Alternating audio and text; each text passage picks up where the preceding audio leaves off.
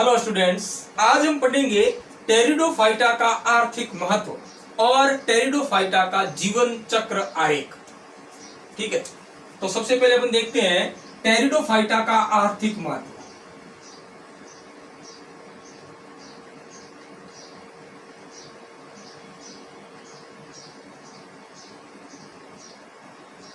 आर्थिक महत्व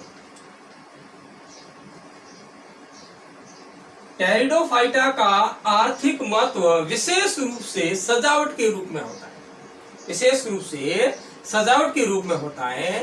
फूल वाली अधिकांश फर्नों का उपयोग सजाने में किया जाता है और इन्हें सजावटी पौधों के रूप में उगाया जाता है। यानी कि फूल इनके अंदर वास्तविक नहीं होता, लेकिन फूल जैसी संरचनाएं होती है, इनका उपयोग सजाने में किया जाता है। अधिकांश जो फर्न होती है जिसमें फूल वाली होती है, फूल जैसी संरचनाएं होती हैं, इनका उपयोग सजाने में किया जाता है और इन्हें बगीचों के अंदर, गमलों के अंदर, घर के आगे गमलों के अंदर सजावट के रूप में उगाया जाता है। ठीक है, तो पहला इसका महत्वपूर्ण उपयोग जो होता है वो आर्थिक महत्व जो होता है वो किसमें होता है? सजावट के रूप में होता है। यानी कि इनका महत्वपूर्ण आर्थिक महत्व जो होता है वो सजावट के रूप में होता है। तो देखिए, पहला फूल वाली अधिकांश फर्नों का उपयोग, अधिकांश फर्नों का उपयोग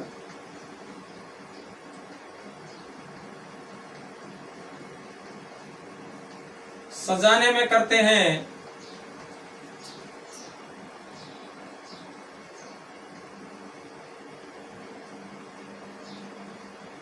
तथा इन्हें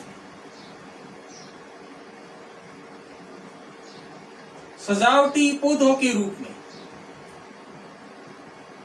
सजावटी पौधों के रूप में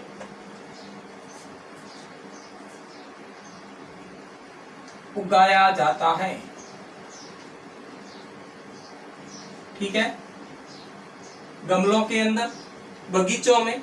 ठीक है, सजावटी पौधों के रूप में फर्न जो होती है इनको उगाया जाता है, क्योंकि इनमें फूल जैसी संरचनाएं होती है, फूल वाली संरचनाएं होती है। ये फूल जो होते हैं ये वास्तविक फूल नहीं होते, ये इनके जनन अंग नहीं होते हैं, लेकिन फूल जैसी संरचनाएं होती है जिनका उपयोग सजावट के रूप में किया जाता है। ठीक है, तो ये होगी फूल वाली अधिकांश फर्नों का उपयोग है वो सजाने में करते हैं और सजावटी पौधों के रूप में किया जाता है। दूसरा इसका महत्व देखिए, लाइकोपोडियम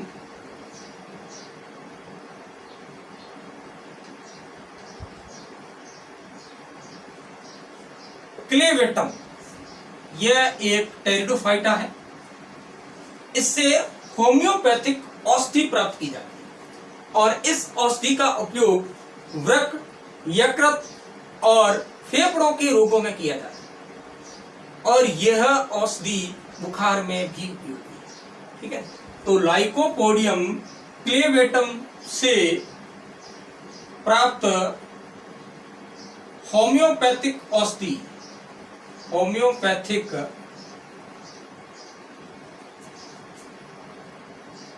औषधि वृक्क, यकृत व फेफड़ों के रोगों व बुखार में उपयोगी है।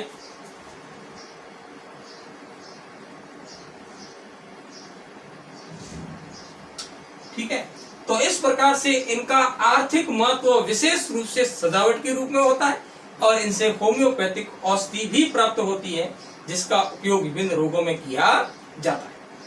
तो यह हो गया टेरिडोफाइटा के सदस्यों का आर्थिक महत्व। अब हम देखेंगे टेरिडोफाइटा का जीवन चक्र आरेख किस प्रकार का होता है। तो मैं इसको साफ कर देता हूं। ताकि पूरा समझ सके।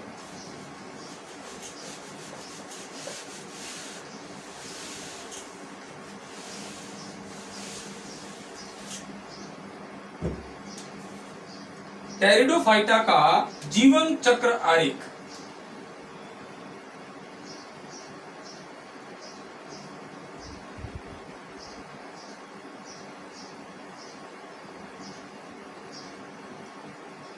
जीवन चक्र आरेख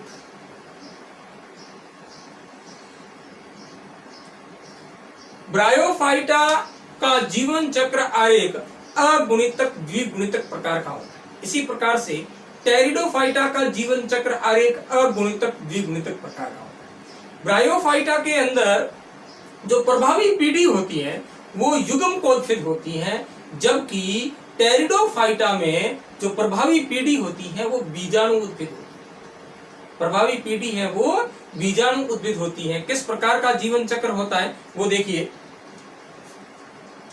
इनकी जो प्रभावी पीढ़ी है वो कौन सी है? बीजाणु उद्भिद।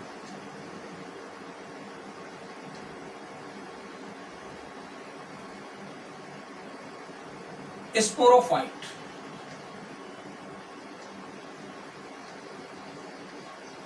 बीजाणु उद्भिद पीढ़ी जो होती है इन पर बीजाणु धानियों का निर्माण होता है, और बीजाणु धानियों के अंदर बीजाणु मात्र कोशिकाएं होती हैं, और इन बीजाणु मात्र कोशिकाओं में अर्धसूत्री विभाजन होता है, जिसके फलस्वरूप बीजाणु बनते हैं जो अगुणितक होते हैं। तो बीजाणु उद्भिद जो उनका मुख्य पादप काय होता है, इन पादप काय पर बीजाणु धानियां बनती है, और बीजाणु धानियों के अंदर स्थित द्विगुणित बीजाणु मात्र कोशिकाओं में अर्धसूत्री विभाजन होता है, और इस अर्धसूत्री विभाजन के फलस्वरूप क्या बनते हैं? अगुणित बीजाणु बनते हैं। अगुणित बीजाणु बनते हैं।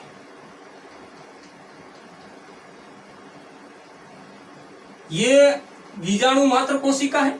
इस बीजाणु मात्र कोशिका में जब अर्धसूत्री विभाजन हुआ तो एक कोशिका से 4 पुत्री कोशिकाएं बनती हैं, और ये अगुणित होती है। जब किसी द्विगुणित कोशिका में अर्धसूत्री विभाजन होता है तो 4 पुत्री कोशिकाएं बनती हैं। इन 4 पुत्री कोशिकाओं में गुणसूत्रों की संख्या जनक कोशिका से आधी होती है, यानी कि अगुणित होती है। तो ये किसका निर्माण हो गया? बीजाणुओं का निर्माण हो गया।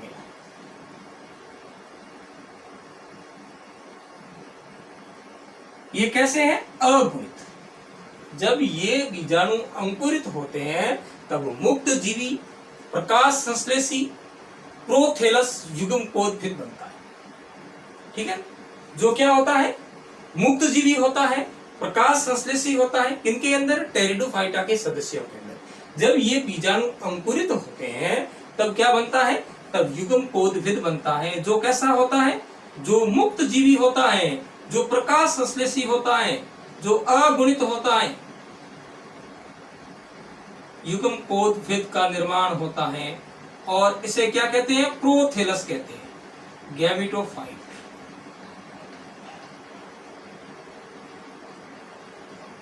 कैसा होता है? अगुणित होता है। बीजाणु उद्भिद कैसी है? द्विगुणित है। ठीक है, और इस युग्म कोदफिद पर जनन अंगों का निर्माण होता है, यानी कि स्त्री धानी बनती है और पुधानी। पुधानी में नर युग्मक पुंगणु बनते हैं और स्त्री धानी में अंड बनता है, यानी कि इनके अंदर युग्मकों का निर्माण होता है। इसे युग्मक जनन कहते हैं। युग्मकों का निर्माण होना क्या कहलाता है? युग्मक जनन कहलाता है। तो युग्म कोदफिद पीढ़ी से किसका निर्माण होता है?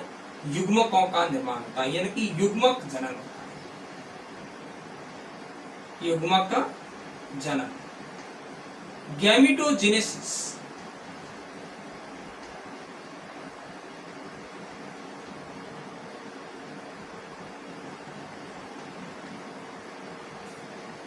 नर युग्मक को क्या कहते हैं? पुंगणु कहते हैं, और मादा युग्मक को अंड कहते हैं। ठीक है, फिर इन युग्मकों का क्या होता है? संलयन होता है, यानी कि पुंगणु को जल में छोड़ दिया जाता है। पुंगणु जो बनते हैं, जो पुधानी के अंदर बनते हैं, इन पुंगुओं को जल में छोड़ दिया जाता है और ये जल के द्वारा स्त्रीधानी तक पहुंचते हैं और स्त्रीधानी के अंड से संगलित हो जाते हैं। इसे युग्मक संलयन कहते हैं, इसे निषेचन कहा जाता है। यानी कि क्या होता है युग्मक संलयन? एक मान लेते हैं नर युग्मक और ये मादा युग्मक, इन दोनों का क्या हो गया युग्मक संलयन। युग्मक संलयन, युग्मक संलयन से क्या बनता है? जैसे युग्मक संलयन होता है तब युग्मक संलयन से एक कोशिक द्विगुणित युग्मनज का निर्माण होता है। एक कोशिक द्विगुणित युग्मनज का निर्माण होता है और ये युग्मनज जो होता है इनमें तुरंत अर्धसूत्री विभाजन नहीं होता। इस युग्मनज का अंकुरण होता है, यानी कि युग्मनज से भ्रूण बनता है और इस भ्रूण का अंकुरण होता है और भ्रूण का जब अंकुरण होता है तब क्या बनता है बीजाणु उद्भिद बनता है, नया बीजाणु उद्भिद बनता है। यानी कि इससे क्या बनता है युग्मनज बनता है। जाइगोट बनता है। कैसा है द्विगुणित, ठीक है।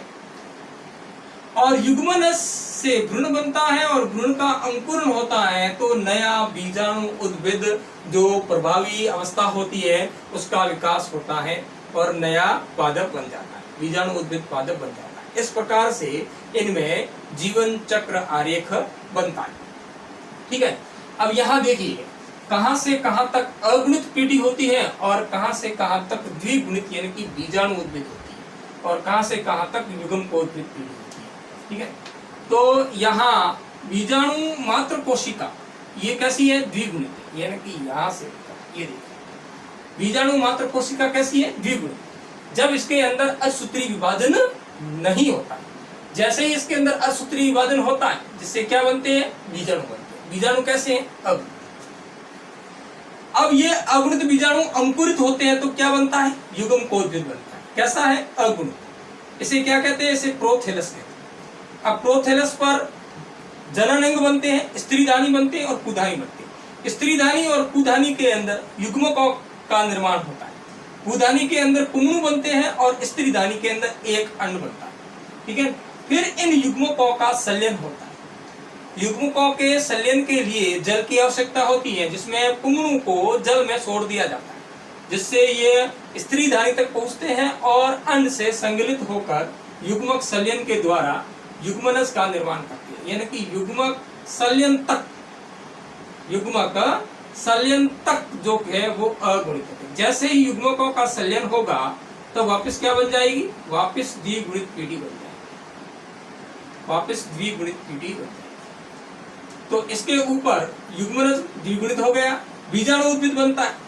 युग्मनज से बीजाणु उद्भिद पादप बनता है जो इनकी प्रभावी पीढ़ी होती है, जो द्विगुणित होती है, जो प्रकाश संश्लेषी होती है और इस पर बीजाणु धानियां निर्मित होती है, ठीक है।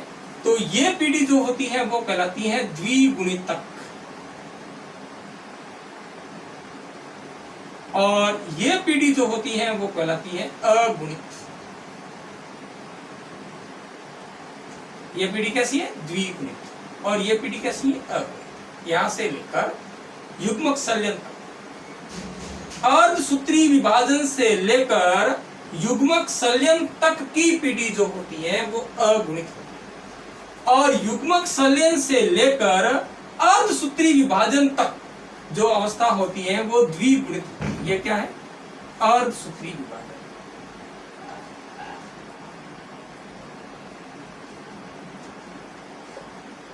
ठीक है। किसके अंदर हुआ, बीजाणु मात्र कोशिका, बीजाणु मात्र कोशिका में अर्धसूत्री विभाजन।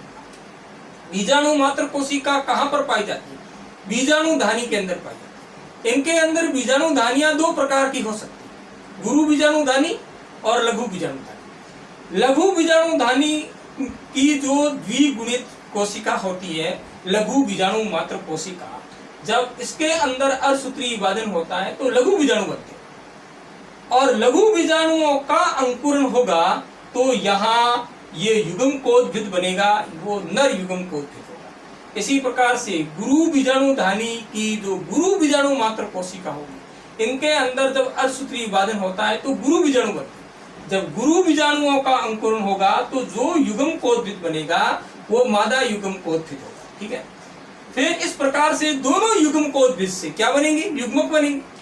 दोनों युग्मकोद्भिद से युग्मक बनेंगे तो एक ही प्रकार के बीजाणु बन सकते हैं, अलग अलग प्रकार के बीजाणु बन सकते हैं, क्योंकि सम बीजाणु भी होते हैं और विषम बीजाणु भी होते हैं। तो इन युग्मकोद्भिद पर किसका निर्माण होता है?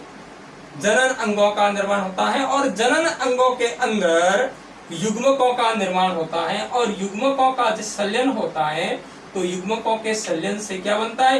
युग्मनस बनता है, जो द्विगुणित होता है। ठीक है, तो इस प्रकार का जीवन चक्र जो होता है टेरिडोफाइटा के अंदर, वो क्या कहलाता है?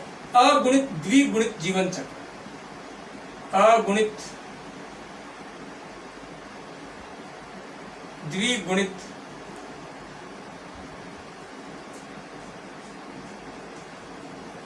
जीवन चक्र।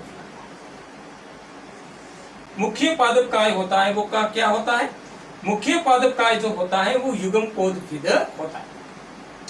इस युग्मकोद्भिद पर क्या बनते हैं? इस पर पुधानी और स्त्रीधानी बनते हैं। पुधानी से क्या बनता है? पुमंग बनता है, और स्त्रीधानी में एक अंड होता है। पुमंग को जल में छोड़ दिया जाता है और वो जल के द्वारा स्त्रीधानी तक पहुंचते हैं और स्त्रीधानी के अंड से संगलित हो जाते हैं, और जिससे क्या बनता है? युग्मनज बनता है। और जैसे ही युग्मनज बनता है तो युग्मनज से बीजाणु उद्भिद बनता है। लेकिन बीजाणु उद्भिद स्वतंत्र नहीं होता, वो किससे जुड़ा रहता है? युग्मकोद्भिद से जुड़ा रहता है। और ब्रायोफाइटा का बीजाणु उद्भिद जो होता है वो 3 भागों में विभेदित रहता है। कौन से 3 भाग? पाद, सीटा और संपुट। जबकि टेरिडोफाइटा के सदस्यों का जो बीजाणु उद्भिद होता है वो प्रभावी होता है, मुक्त जीवी होता है।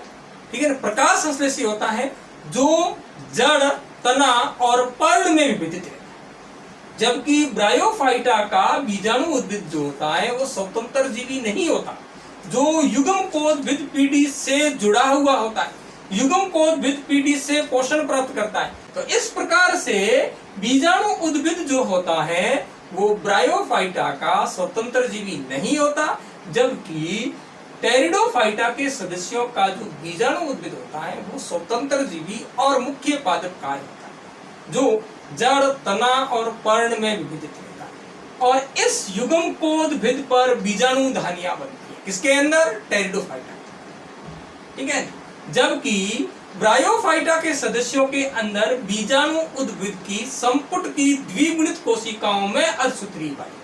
टेरिडोफाइटा के अंदर प्रभावी अवस्था जो होती है वो बीजाणु उद्भिद होती है, जिन पर बीजाणु धानियां बनती हैं, और बीजाणु धानियों की बीजाणु मात्र कोशिकाओं में अर्धसूत्री विभाजन होता है, जिससे बीजाणु। जबकि ब्रायोफाइटा के सदस्यों के अंदर प्रभावी पीढ़ी जो होती है वो युग्मकोद्भिद होती है, और युग्मकोद्भिद पीढ़ी से युग्मकों का निर्माण होता है, और युग्मकों का संलयन होता है तब युग्मनज बनता है, और युग्मनज से बीजाणु उद्भिद बनता है, जो स्वतंत्र नहीं होता, जो युग्मकोद्भिद से जुड़ा हुआ होता है, और 3 भागों में विभेदित रहता है, पाद, सीटा और संपुट। संपुट की कोशिकाओं में अर्धसूत्री विभाजन होता है, जिससे अगुणित बीजाणु।